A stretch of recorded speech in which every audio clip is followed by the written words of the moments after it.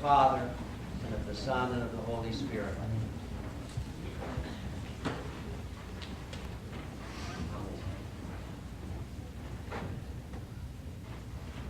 And so it begins again.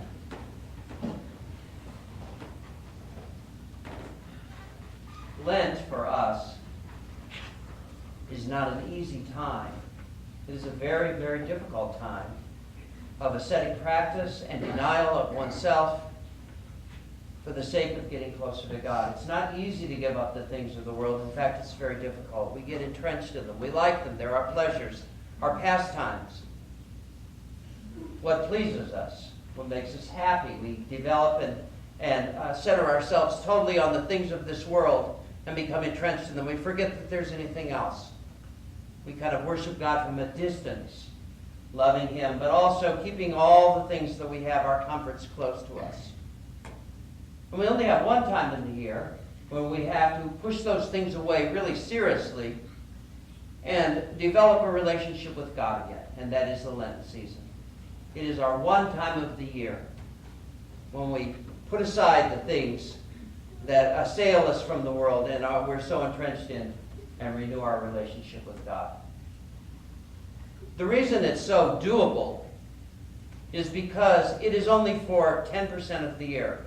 As Abba Dorothea said, it is our tithe of the year. It's the time you give to God.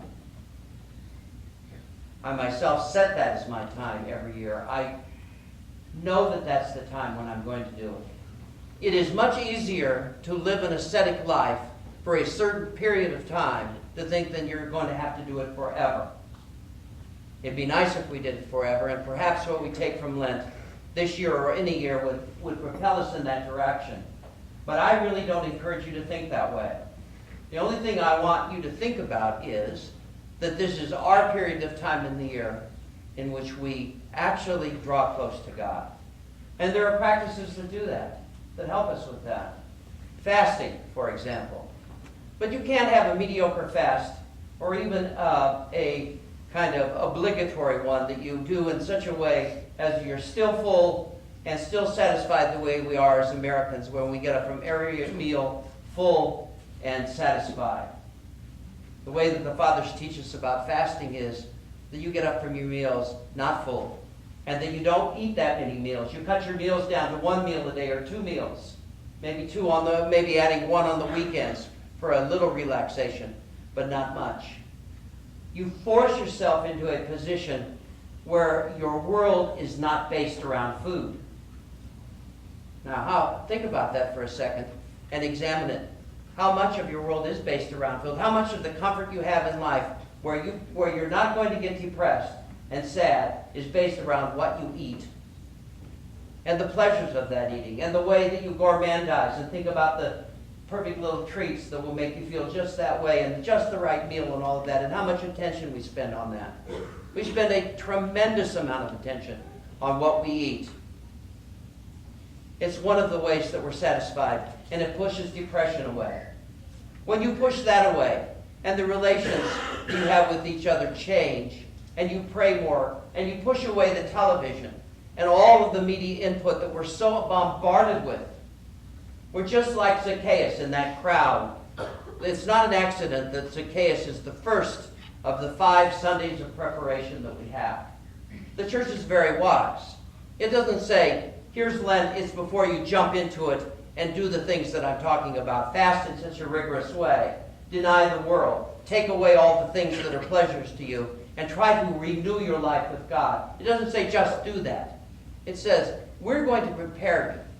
If you will take these 5 weeks that you have, and it's 5 weeks, 5 Sundays, and you will take them very seriously, you will take each ingredient in a 5-week succession and apply it each week seriously to your life, you will find that when Lent comes, you're ready to step right in. The water will be fine. You've already tested it. And you'll be ready to go. And you will be in such a state. Such a state. What kind of a state? Why would we even do this? It just sounds like denial 5 weeks from the fast. Actually, I must tell you this. I say this every year. It's my favorite time of the year by far. I mean, I love all the conveniences just like you. My little pleasures. I have them all the same as you do, but I put all of them away in Lent. And I really feel the reward of it because I suddenly realize God is so real and so close to us. And what were all those things that we had that were preventing us from even drawing close to Him this much? Why do we love them so much? Why do we want them? All they are is distractions. It's easy to say that. They're distractions. They're just things. They're things that comfort us. And that also goes for all of the ways that we act in life. The ways that we act towards others, the rudenesses, the crudenesses, the way that we act out of our mouths when we're so harsh with each other. You know, we've had a bad day and we take it out on others and all of that. In Lent, you watch yourself very closely. You watch every word that you say that comes out of your mouth. Everything. You seek a peace with others that passes understanding, the way the Lord asks us to have. You seek a love and a relationship that's not lustful and not greedy and not at your advantage over others. You renounce all of that advantage. You see yourself as lower than others, and you live that way for these 7 weeks of Lent. You can do it for 7 weeks. I tell you, you can. You can fast. You can actually fast for 7 weeks. If I said that you were going to do it for the rest of the year, you would say, forget it, we're out of here. But today, when you think about it for 7 small, thin section of life, of your whole life of this year, you can do it. And you change. Your personality changes. Zaccheus has changed in a moment when he was near the Lord and saw Him. But he could only see Him because he was out of the crowd. And that's what I'm talking about today. If you don't get out of the crowd of all of the things of this world, of the United States, of our pleasures, of our life, of our satisfactions, if you can't rise above that and climb that tree, you won't see the Lord. He's not there for everybody because everybody's lost in the crowd. How can you see the Lord? He's just one of many. But when you rise up out of that crowd, suddenly you're looking and He's talking to you directly. It's exactly that way. He's talking to you directly. You don't think you can have that relationship with Jesus? I tell you, you can. Why would that not be in the gospel? Zacchaeus, a terrible man, a tax collector, the worst of professions, of all the professions of Israel, was the tax collector. Because he sided with the Romans and he took money for himself and extortion from others. He was the worst. And then let's put a topper on that. He was the chief tax collector, so he was the worst of the worst. People couldn't think any worse of anyone than they thought of him. And here he was, with the sense enough to step out of the crowd and climb a tree. Humility himself, sort of, by climbing in that tree. And so because he so wanted to see the Lord, he'd heard so much about Him, he climbed a tree and was looking down on the situation. And the Lord noticed him. Would the Lord have noticed him in that crowd? I doubt it. But the Lord looks up at him, and with all of the love that the Lord carries in His life, He says, Zacchaeus, come down from the tree. And what's He say? I must be in your house today. I must abide in your house today. What if the Lord said that to you? What if He said that to you? Today I must be in your house. Now, right now, you may be distant from the Lord. So Him saying that to you, you say, that's nice. But if you know the Lord, and if He's standing before you, and with the love of eternity that He has, He envelops you in that love, looking right at you and says, I'm coming into your house today. Your heart is open. You feel full of life. You feel so enriched. Suddenly you see before you the things that you've done, like Zacchaeus did. He saw all of the people in the moment, and he knew that the Lord saw all those people that he'd wronged. And he'd wronged tons of people. Because he was that cheap tax collector. He'd extorted so many. He was living off the wealth of others who were now poor because of him. He was like one of the Enron executives who climbed up into the tree. And the rest of the people, think of that for a second, how you feel. You were in the crowd, one of the Enron executives whom you know had taken so much from everybody, was up in that tree. And the Lord, oh my God, He says He's got to be in His house. What? And yet, that's whose house he went to. And what does Zacchaeus say in front of the whole crowd for all to hear? Lord, if I have wronged anyone, I restore them fourfold. That's a lot of restoring. I mean, most of us are so cheap, we couldn't even restore one-fold. And he's restoring him fourfold. Where does he get the heart to do that from being the miser and the corrupt man that he was to, in a second, becoming the generous and kind man that he became in the rest of his life? Because it wasn't lent for him. He became that way the rest of his life. He became a generous, kind man. For what reason?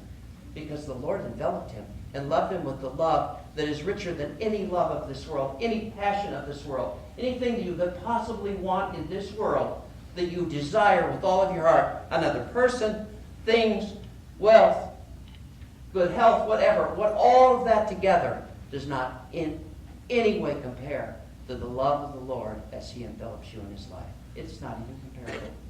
And he says to Zaccheus, the worst of all, the Enron executive, come down, I'm going to stay in your house.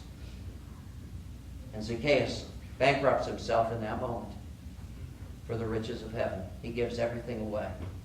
He goes to every person after the Lord has left his house that day and says, here is 4 times what I took from you. Here's 4 times what I took from you. Here's 4 times what I took from you. And then he has nothing and all. What can he do then except follow the Lord? That's what he did actually in his life. He followed the Lord after that. He became one of the disciples. He's counted as one of the 70. Yeah. He's one of the disciples, the chief tax collector. Oh, does that give hope to you and me? All we have to do is climb up in that tree. What makes you so sure you say that the Lord will notice me? Or you even? Why would he do that? That's the way that he is. He's walking along. All he's asking is you get a little higher than the general crowd. Okay, so what do we take today? What's today's lesson that we take to apply to this we can really think about? 2 things. One is that you have to rise above the crowd. You have to get above the mass thinking of the world that says comfort is, number 1, the first thing. And you say, I'm willing to step above that for the sake of the glory of God, so that I could know about God better, that I could have the strength to perform the things that I need to do in Lent by your grace, dear Lord. 1. And number 2, the second thing that you need, who have you wronged? Who have you wronged? Think about it. Have you wronged people? Have you said things, taken things from people, done this or that? Well, there's the next thing, restore them. Make things right with those that you have not been right with. You can't find them, pray for them. But make it right. That's step number 1. If we take that, we will step one step closer to being ready to step into paradise. In the name of the Father, Son, and Holy Spirit. Amen.